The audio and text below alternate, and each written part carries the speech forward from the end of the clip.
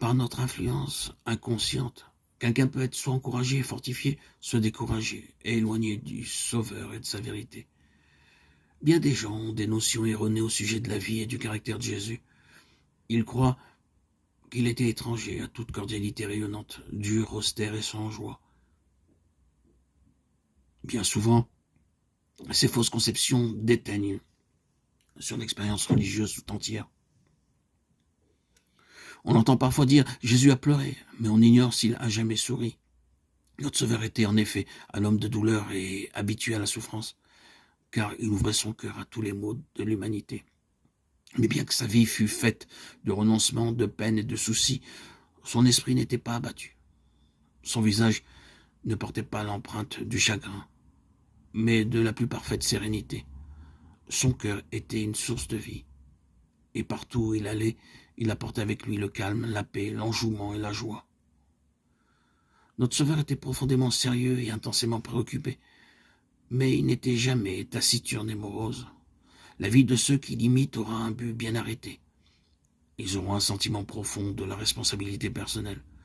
La légèreté sera réprimée, toute hilarité bruyante, toute plaisanterie déplacée sera bannie.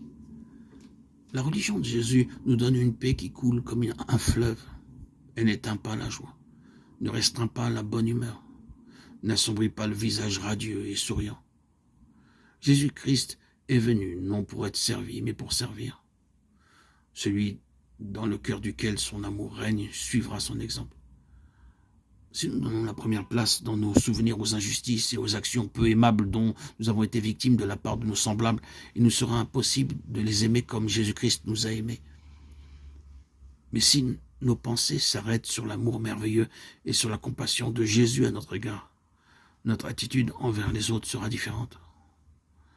Nous devons nous aimer et nous respecter mutuellement, malgré les fautes et les imperfections qu'il est impossible de ne pas voir.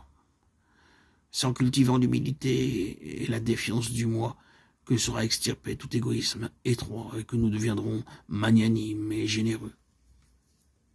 Le psalmiste dit « Confie-toi en l'Éternel et pratique le bien, et le pays pour demeurer, et la fidélité pour pâture. » Psaume 37, 3. Confie-toi en l'Éternel. Chaque jour nous apporte ses épreuves, ses soucis et ses perplexités. Et combien nous sommes enclins quand nous rencontrons nos amis à les entretenir de nos difficultés, de nos épreuves. Nous créons tant de soucis, nous exprimons tant de sujets de crainte, nous portons un tel poids d'anxiété que ceux qui nous entendent pourraient supposer que nous n'avons pas un sauveur aimant et compatissant, prêt à entendre nos requêtes et à nous secourir au moment du besoin.